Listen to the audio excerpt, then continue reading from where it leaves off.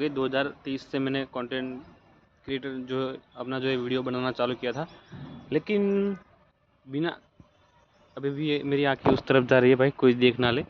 हकीकत आपके सामने ही बता देता हूँ। और अभी 3 साल हो गए मेरे को।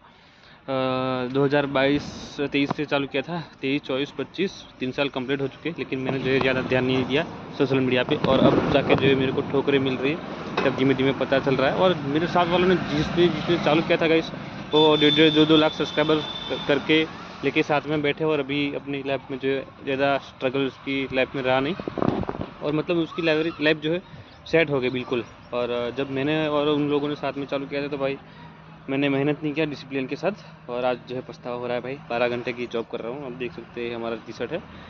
तो भाई सभी मैं पार्ट टाइम चालू कर रहा हूँ सोशल मीडिया, तो सपोर्ट करो, सब्सक्राइब करो। और भाई यही है कुछ ज़िंदगी की है हकीकत और हालात।